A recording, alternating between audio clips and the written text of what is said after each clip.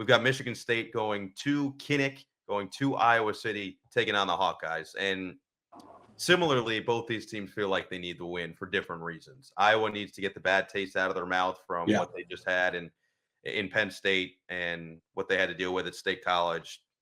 Michigan State, the last 2 weeks have not been kind, and there's a lot of stuff, let's say, surrounding the program with the Spartans. But as mentioned with that game, I watched back the game against Maryland. It actually felt like Michigan State was moving the ball pretty well. It felt like they weren't playing all that poorly. I think the score probably negatively reflects what they actually did.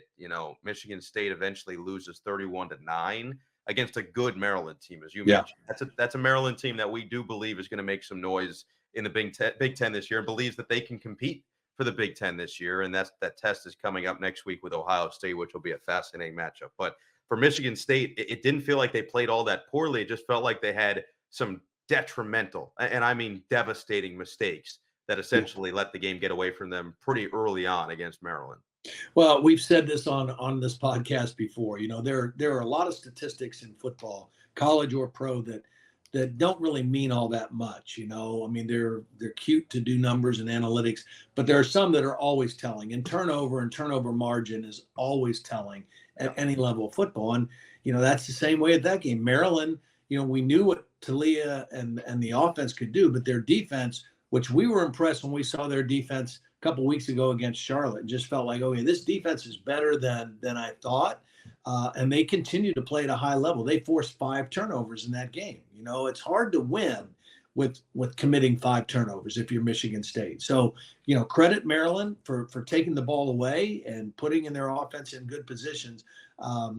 But Michigan State already, they're one of those teams that's going to have a low margin for error anyway. You've got to execute at a high level and take care of the football, and they were not able to do that. And the week before, they got blown out by Washington, who's one of the best offenses in college football. They gave up over 700 yards of offense to Washington. Now, they're probably not going to face the same challenge this week.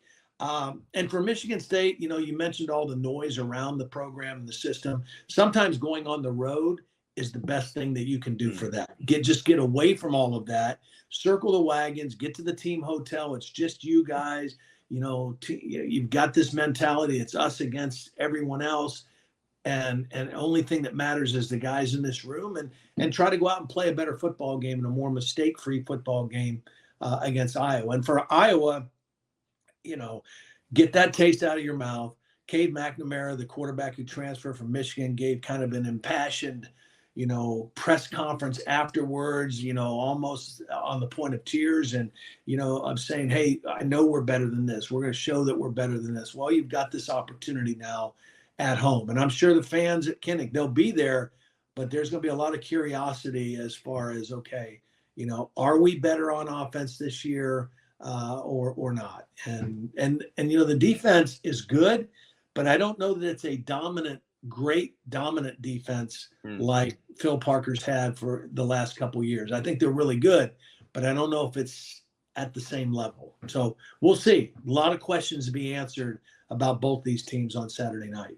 Defensively, we know they're going to be coached at a very high level. Oh, yeah. As you mentioned, Phil Parker always has them very disciplined, but they lost a lot from last year. They really did. And that includes Lucas Van Ness, who was an underclassman that eventually goes to the NFL draft and gets drafted early.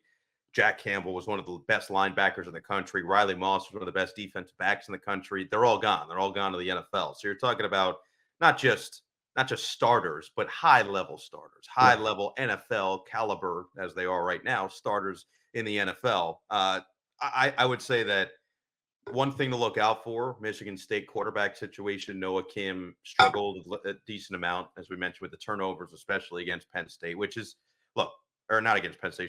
Maryland. And we talked about it. Maryland's defense is good. I mean, their defensive backs are good. They had 2 guys drafted from that defensive backfield a year ago, and it looks like they're going to have a couple more this season.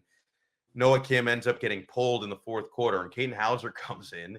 And you go, wow, he's moving the ball down the field. And then what happens? They get essentially in the red zone, and he throws an interception. And so, there was a lot of question, I guess, for Harlan Barnett, the acting head coach over at Michigan State right now, as to what the quarterback situation looks like. And he said there's no controversy There's no change that's imminent. Noah Kim's going to be the starter. But the curiosity now from our perspective, and I think from people on the outside looking in, is what does that leash look like for Noah Kim, who has started to begin this year? He was the backup a year ago to Peyton Thorne. He's still looking to find that right rhythm. He looked great through the first 2 games, but you mentioned 2 tough matchups these last 2 weeks. And he's got a defense at Iowa on the road in one of the tougher places to play, certainly in the Big Ten, if not the country. It's going to be just a fascinating thing to watch as he just goes through everything and tries to see how he can handle this. And certainly with how it ended last week, I think it's tough. And you could speak to this as a former quarterback, of getting in your head. It's such a mental sport, such a mental position, trying to just remain confident through this entire process. Yeah, it is. I mean, and so the best thing that can happen, again, go on the road, get away from all the noise, get away from the local media, all of that, and try to get off to a good start. Get off to a good start at Iowa, hit a couple early passes. That does a lot for your confidence, because it's not just your confidence, it's also the other 10 guys in the huddle looking at you, that want to feed off of your confidence. So getting off to a good start, a clean start, taking care of the ball, hitting a couple passes will go a long way for Noah Kim, and just, trying to rebuild his confidence. On the other side, just last point from Iowa, you'd mentioned Cade McNamara.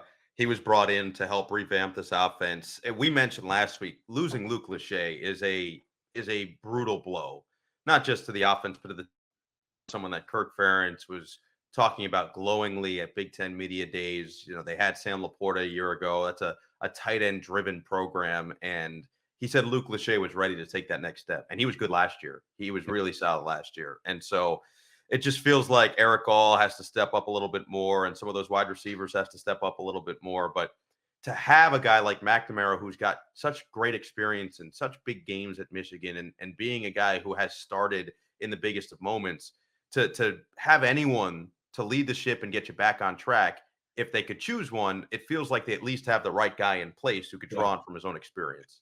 Yeah, I think so. I mean, I think he is the kind of quarterback that can win some tough games for you, but somehow in their passing game, they have to figure out how to get the ball on the perimeter more. I mean, you mentioned the loss of one tight end, and Iowa's always thrown a lot to their tight ends, but their wide receivers only have 14 receptions through 4 games. That's not enough.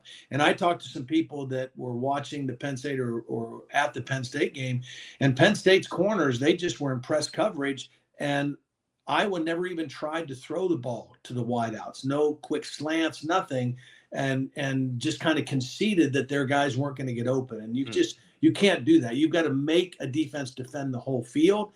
And so I'll be interested to see how they try to get the ball out on the perimeter and get their wide receivers more involved in the passing game against Michigan State. That game, 7:30, NBC. We'll have all the coverage. College Countdown will start us off at 7 o'clock with Maria Taylor, with Joshua Perry, with Matt Castle, and maybe with Mike Robb. I'm not sure. We're going to find out if Mike Robb can teleport all the way over there, but hopefully we'll get the whole squad in place. Ahmed Fareed, Catherine Tappan, Terry McCauley. We'll have the whole crew, and we're pumped to be doing that one. Kinnick's a wonderful place, and excited to get over there.